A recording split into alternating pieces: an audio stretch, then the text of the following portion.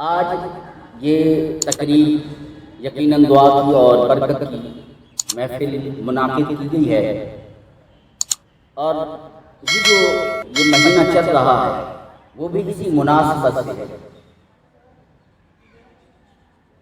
کہ یہ بھی برکت والا، یہ جو آیات کے اندر لفظ ہے وہ بھی مبارکۃ، یہی لفظ استعمال ہوا ہے کہ انا انزلناہ فی لیلۃ مبارکۃ، کہ بے شک ہم نے قرآن کو اتارا، کتاب کو اتارا اس برکت والی رات کے اندر۔ تو میں اس کی ڈیٹیل میں نہیں بات کرنا چاہتا، میں مختصر اس میں سے بات لینا چاہتا ہوں کہ برکت والی رات لیلۃ القدر بھی ہے، اور برکت یعنی مختلف روایات کے اعتبار سے، احادیث اور علماء کے اجتہاد کے اعتبار سے، قرآن کی آیات کے استنباط کے اعتبار سے، حدیث کے استنباط کے اعتبار سے، یعنی وہ لیلۃ القدر کی رات بھی مراد ہے، اور اس سے شعبان کی جو 15ویں رات ہے، نصف شعبان ہے، یہ رات بھی مراد ہے، یعنی وہ برکت والی رات ہے۔ تو اس برکت والی رات میں ہمیں کیا کرنا چاہیے؟ یعنی یہ جو برکت والی رات ہے وہ اس لیے برکت والی ہے کہ رب تعالی خود متوجہ ہوتا ہے اپنی مخلوق کی طرف، لوگوں کی طرف وہ متوجہ ہوتا ہے کہ کوئی مجھ سے سوال کرے، کوئی مجھ سے مانگے، کوئی بخشش مانگے، کوئی رزق مانگے، کوئی اپنے گناہوں کا ازالہ کرنا چاہے، کوئی میرا قرب پانا چاہے، یہ وہ رات ہے، اس رات میں حاضر ہو جائے، میں اس کی حاضری کو قبول کروں گا۔ اور پھر ایک سوال یہ پیدا ہوتا ہے کہ حدیث پاک میں آتا ہے کہ رب تعالی، یعنی یہ جو رات ہے نصف شعبان کی جو رات آتی ہے، اس رات میں رب تعالی اپنے عرش معلی سے یہ جو دنیا کا 7 آسمان ہے، یہ جو پہلا آسمان ہے، یعنی یہ زمینی آسمان جس کو کہتے ہیں، یعنی آسمان دنیا اس کو کہتے ہیں، یعنی یہ جو پہلا آسمان ہے رب تعالی اس پر جلوہ افروز ہوتا، اور یہاں جلوہ افروز ہو کر پھر رب تعالی سوال کرتا ہے، اعلان کرتا ہے، ندا دیتا ہے، فرماتا ہے کوئی ہے مجھ سے کوئی بخشش مانگے میں اسے بخش دوں، کوئی مجھ سے رزق مانگے میں اسے رزق عطا کر دوں، جو مرضی جو مانگے میں اسے وہی کچھ عطا کروں، صرف وہ مانگے تو صحیح، وہ حاضر تو ہو۔ یعنی یہ وہ رات ہے برکت والی رات، اس رات میں رب تعالی دیکھیں، رب کا کرم دیکھیں، رب کی کریمی دیکھیں، رب کی رحیمی دیکھیں۔ کوئی کسی کے پاس چل کر آتا ہے، رب اپنے بندوں کے پاس چل کر آتا ہے اپنے عرش معلی سے، 7 آسمان کا سفر کرتے پہلے آسمان پر ندا دینے آتا ہے مخلوق کی طرف۔ کوئی مجھ سے مانگے، کوئی سوال مانگے، کوئی سوال کرے، کوئی بخشش مانگے میں اسے بخش دوں، کوئی رزق مانگے اسے رزق دوں، کوئی اولاد مانگے اسے اولاد دوں۔ ساری چیزیں کہتے ہیں پہلے آسمان پر جلوہ افروز ہو کر یہ سوال کرتا ہے، ڈیمانڈ کرتا ہے، کوئی مجھ سے ڈیمانڈ کرتا ہے، میں اس کی ڈیمانڈ پورا کرتا ہوں۔ اب یہاں سوال، جو میں یہ بات سنانے کے بعد ایک سوال دہرانا چاہتا ہوں، سوال یہ پیدا ہوتا ہے کہ یہ رب کیسے عرش معلی سے پہلے آسمان پر کیسے آیا؟ رب تو اس چیز سے پاک ہے، رب حرکت سے پاک ہے، رب چلنے سے پاک ہے، وہ پہلے آسمان پر کیسے؟ اس کی میں قرآن کی دلیل دوں۔ قرآن پاک میں رب تعالیٰ نے ارشاد فرمایا وَجَاءَ رَبُّكَ وَالْمَلَكُ صَفًّا صَفًّا، سورۃ فجر میں فرمایا، رب تعالیٰ خود فرما رہا ہے وَجَاءَ رَبُّكَ، آپ کا رب آتا ہے، وَالْمَلَكُ، اور ملائکہ آتی، صَفًّا صَفًّا، سب بنا کر کھڑے ہوتے۔ یعنی کہ رب کا کرم دیکھیں کہ رب تعالیٰ سب ملائکہ کا جھٹمٹ، ملائکہ کی صفیں باندھی ہوتی ہیں اور رب اس میں ہوتا ہے اور ندا دے رہا ہوتا ہے کہ مجھ سے مانگے، کوئی سوال کرے۔ یعنی اس کا مطلب یہ ہے کہ رب تعالیٰ نے قرآن میں فرمایا کہ ملائکہ بھی اترتے ہیں اس رات میں، خود بھی آتا ہے یہ رات کو، لیکن اس میں دعا مانگنی چاہیے۔ میں ایک حدیث پیش کروں گا، حضرت عائشہ صدیقہ رضی اللہ تعالی عنہ فرماتی، یہ شعبان کی رات، نصف شعبان کی رات، نبی علیہ الصلوۃ والسلام میرے پاس تشریف فرما دی۔ رات کا کچھ لمحہ گزرا،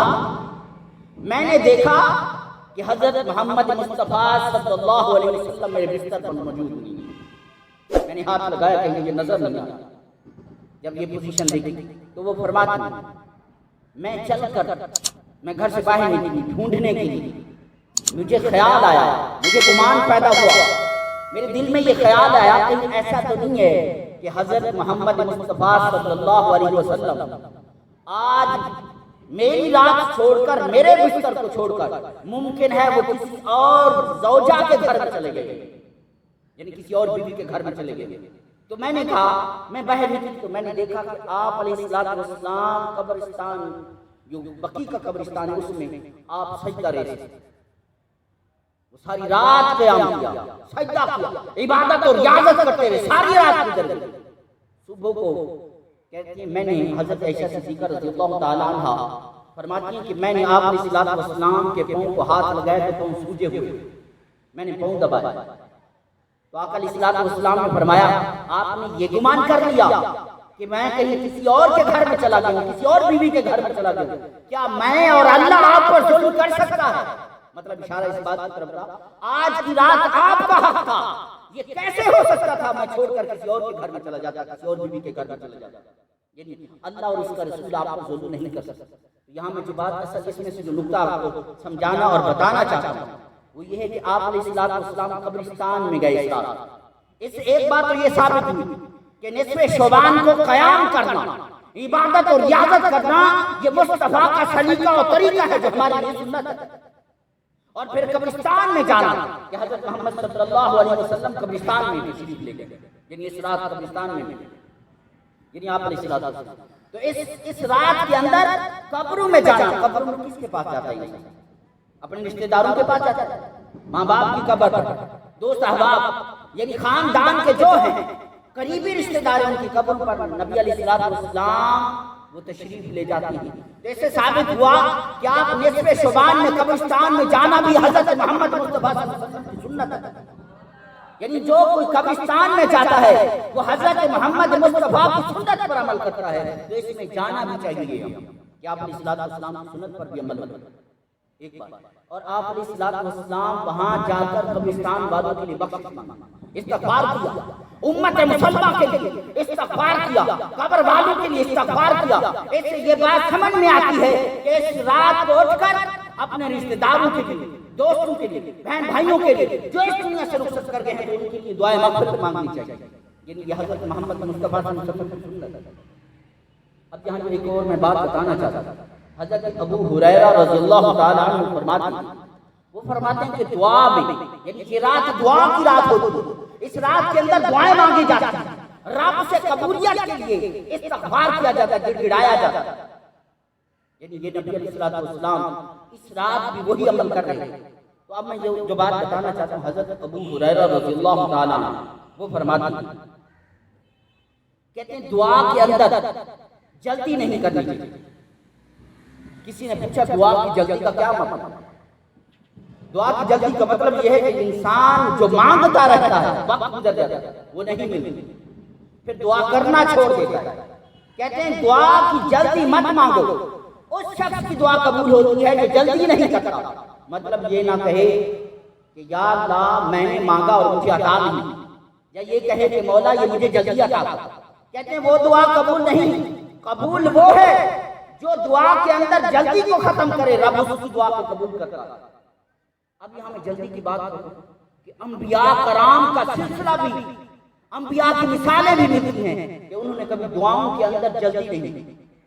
ان کی دعاؤں کے اندر بھی تاخیر ہوتی۔ حضرت محمد مصطفیٰ صلی اللہ علیہ وسلم آپ علیہ الصلوۃ والسلام فرماتے ہیں اگر آدم علیہ الصلوۃ والسلام کی طرف نظر دوڑائیں کہ حضرت آدم علیہ الصلوۃ والسلام اس دنیا سے یعنی جنت میں جب جنت کے اندر تھے تو جنت سے ایک تھوڑی لغزش کی بنیاد پر وہ گندم کا اللہ تعالیٰ نے منع فرمایا کہ اس کے قریب نہیں جانا، جب وہاں گئے اس کو کھا لیا شیطان کے بھٹکانے پر ورگلانے پر، تو حضرت آدم علیہ الصلوۃ والسلام کو جنت سے زمین پر بھیج دیا،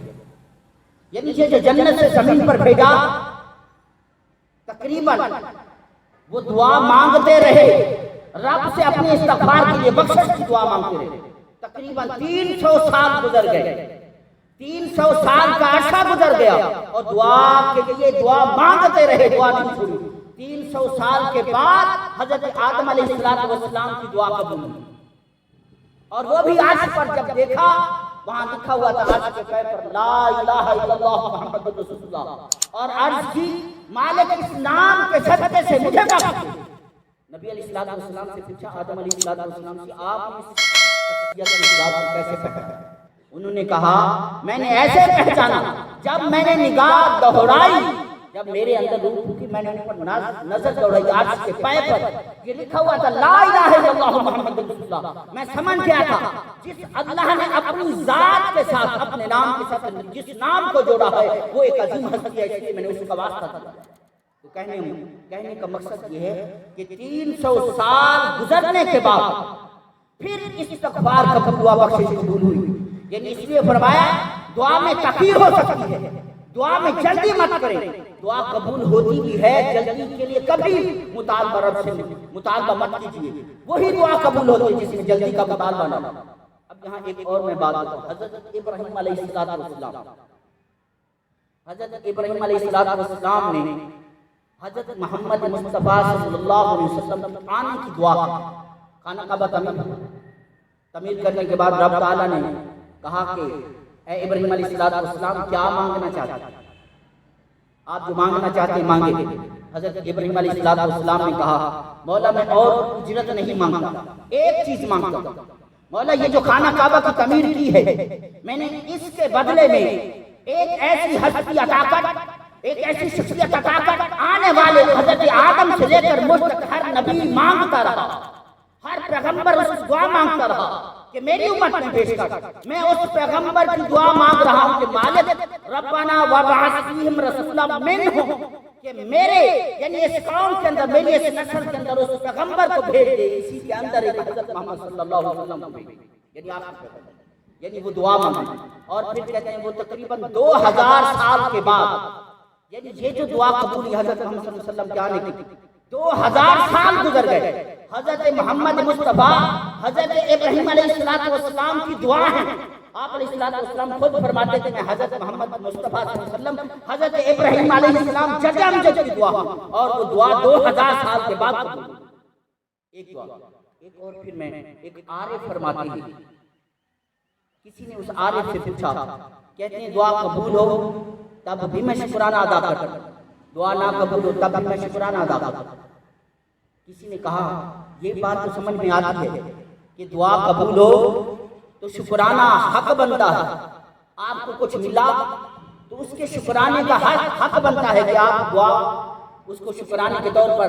یعنی شکرانہ ادا کیا جائے، یعنی دعا قبول ہو۔ اور ایک صورت یہ ہے کہ دوسری صورت کہ یعنی جب دعا قبول ہی نہیں، کچھ ملا ہی نہیں تو پھر شکرانہ نہیں۔ اس لیے انہوں نے کہا جب دعا قبول ہو تو میں شکرانہ اس لیے ادا کرتا ہوں رب نے مجھے نعمت عطا،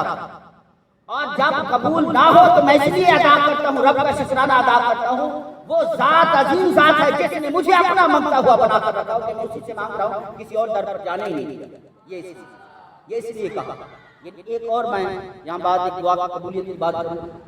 ایک بزرگ، ایک بڑا شخص حضرت اسماعیل حقی رحمۃ اللہ علیہ فرماتے ہیں روح البیان کے اندر، وہ فرماتے ہیں کہ ایک نوجوان اور ایک بڑا شخص حج کرنے گئے،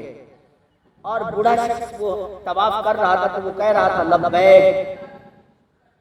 اور وہ کہنے لگا، وہ جو ساتھ نوجوان تھا